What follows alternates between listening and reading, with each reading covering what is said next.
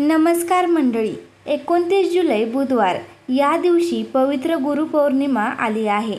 आषाढ महिन्यात येणाऱ्या पौर्णिमेला गुरुपौर्णिमा असे म्हटले जाते. यावर्षी गुरुपौर्णिमा तिथीचा प्रारंभ 28 जुलै रोजी सायंकाळी 6:18 होईल आणि तिथीची समाप्ती 29 जुलै रोजी रात्री 8:05 होईल.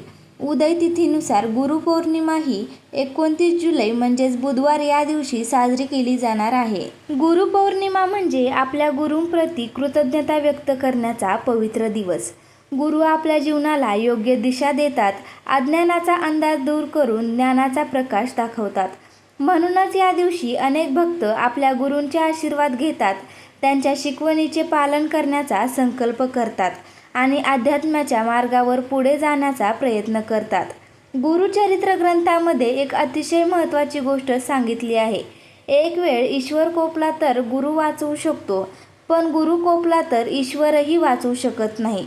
त्यामुळे आपल्या आयुष्यात गुरूंचे स्थान हे सर्वश्रेष्ठ मानले जाते. आपले गुरु कोण असतात?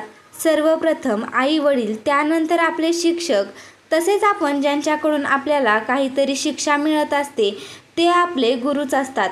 आणि आपल्या सर्वांचे सद्गुरू म्हणजे श्री स्वामी समर्थ.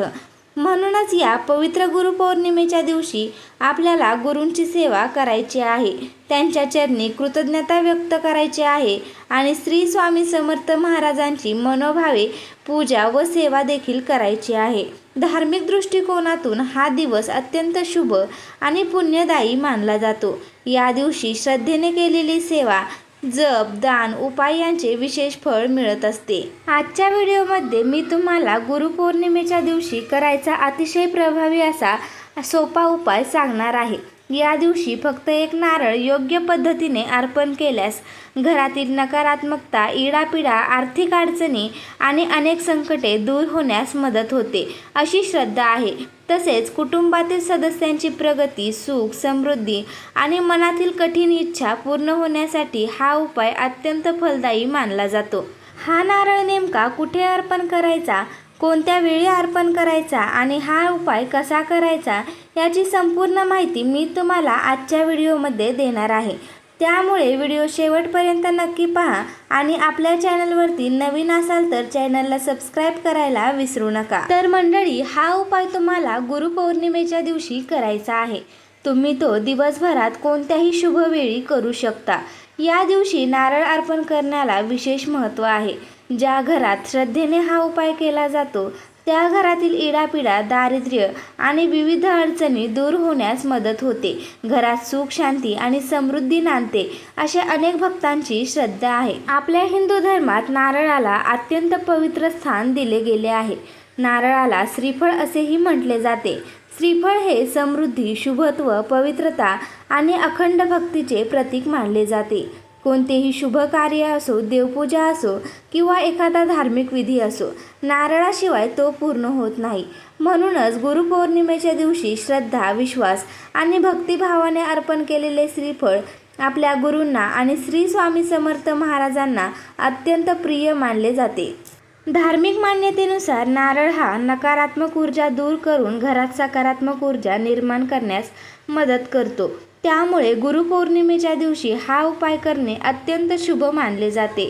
जर तुमच्या घरात सतत अडचणी येत असतील, प्रगती होत नसेल, आर्थिक समस्या संपतच नसतील किंवा एखादी मनोकामना पूर्ण करण्यासाठी तुम्ही खूप प्रयत्न करत असाल पण तरीही यश मिळत नसेल तर श्रद्धेने हा उपाय तुम्ही करू शकता. ज्योतिषशास्त्रानुसार कुंडलीतील गुरुग्रह दुर्बल असेल तर अनेक कामामध्ये अडथळे येतात, आत्मविश्वास कमी होतो आणि प्रयत्न असूनही अपेक्षित यश मिळत नाही.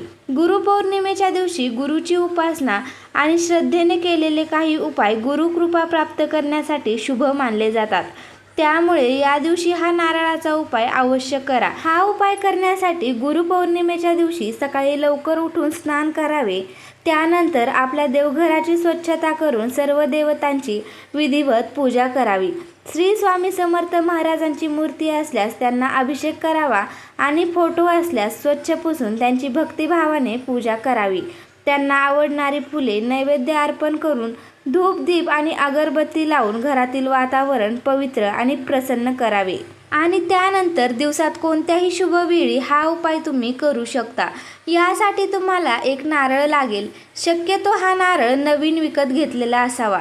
जर घरात आधीपासूनच नारळ असेल किंवा मग तुम्हाला कोणाकडून भेट मिळालेला असेल तर तुम्ही तो वापरू नका। कोणत्याही पूजेमध्ये अगोदर वापरलेला नारळ असेल तो देखील वापरू नका। नारळ हा नवीनच आणा।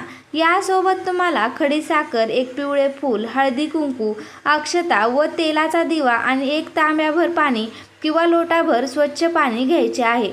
त्यानंतर हे सर्व पूजेचे साहित्य घेऊन तुम्हाला तुमच्या घराजवळ असलेल्या औदुंबराच्या वृक्षाजवळ जायचे आहे, म्हणजेच उंबराच्या झाडाजवळ जायचे आहे। किंवा मग तुमच्या घराच्या आजूबाजूला श्री स्वामी समर्थ महाराजांचा मठ असेल किंवा केंद्र असेल त्या ठिकाणी देखील उंबराचे झाड असते, तुम्ही तिथे जाऊन देखील पूजा करू शकता। सर्वप्रथम बघा, औदुंबराच्या वृक्षाजवळ गेल्यानंतर तुम्हाला तिथे एक दिवा प्रज्वलित करायचा आहे आणि त्यानंतर सोबत आणलेले पाणी त्या औदुंबराच्या वृक्षाच्या मुळाशी अर्पण करायचे आहे। त्यानंतर हळदी, कुंकू, अक्षता, खडी साखर आणि पिवळे फूल तुम्हाला श्रद्धेने अर्पण करायचे आहे। आता नारळ त्या वृक्षाजवळ ठेवून दोन्ही हात जोडावेत आणि श्री दत्त गुरु तसेच श्री स्वामी समर्थ महाराजांचे मनोभावे नामस्मरण करायचे आहे आणि त्यानंतर तो नारळ दोन्ही हातात घेऊन औदुंबराच्या वृक्षाला 11 वेळा प्रदक्षिणा घालाव्यात। प्रदक्षिणा घालताना हा मंत्र तुम्हाला सतत म्हणायचा आहे। ओम द्रा दत्तोत्रेय स्वामी समर्थाय नमः। ओम द्रा दत्तोत्रेय स्वामी समर्थाय नमः। हा मंत्र म्हणत श्रद्धेने 11 वेळा प्रदक्षिणा पूर्ण करायच्या आहेत। प्रदक्षिणा पूर्ण झाल्यानंतर पुन्हा तो नारळ वृक्षाजवळ ठेवावा आणि दोन्ही हात जोडून आपल्या मनातील इच्छा, अडचणी आणि समस्या श्री दत्तगुरू आणि श्री स्वामी समर्थ महाराजांच्या चरणी अर्पण कराव्यात। घरातील दुःख, दारिद्र्य, आर्थिक अडचणी, आजारपण किंवा मग कोणतीही मनोकामना पूर्ण होण्यासाठी मनापासून प्रार्थना करावी। धार्मिक मान्यतेनुसार औदुंबराच्या वृक्षाला अत्यंत पवित्र मानले जाते। अनेक भक्तांच्या श्रद्धेनुसार या वृक्षामध्ये श्री दत्तगुरूंचा वास असतो। त्यामुळे गुरुपौर्णिमेच्या दिवशी या वृक्षाची पूजा केल्यास सुख, समृद्धी, आरोग्य आणि मानसिक शांती लाभते अशी श्रद्धा आहे। तसेच या दिवशी श्रद्धेने केलेली पूजा आणि प्रदक्षिणा यामुळे गुरुकृपा प्राप्त होते आणि जीवनातील अनेक अडथळे दूर होण्यास मदत होते। आणि आता तुम्हाला प्रार्थना पूर्ण झाल्यानंतर तो नारळ पुन्हा हातात घ्यायचा आहे। त्यानंतर जवळच असलेलं श्री स्वामी समर्थांचा मठ, केंद्र किंवा मग दत्त मंदिर असेल तर तिथे जाऊन हा नारळ तुम्हाला खडी साखर, नारळ, पिवळे फुले ही भक्तिभावाने अर्पण करायची आहेत। नारळ अर्पण केल्यानंतर पुन्हा एकदा दोन्ही हात जोडून श्री स्वामी समर्थ महाराजांना किंवा मग श्री दत्तगुरूंना मनोभावे प्रार्थना करायची आहे। आपल्या सर्व इच्छा पूर्ण व्हाव्यात, घरातील संकटे दूर व्हावीत, सुख समृद्धी नांदावी आणि गुरुकृपा सदैव राहावी अशी प्रार्थना आपल्याला करायची आहे। तर मंडळी, श्रद्धा आणि विश्वासाने केला जाणारा हा एक अतिशय सोपा आणि साधा उपाय आहे। आणि आता एक गोष्ट लक्षात घ्या, जर तुमच्या घरामध्ये सुतक असेल तर हा उपाय तुम्हाला करता येणार नाही। तसेच महिलांना मासिक पाळी सुरू असेल तर त्या 4 दिवसात त्यांना हा उपाय करता येणार नाही। घरातील इतर सदस्य हा उपाय करू शकतात।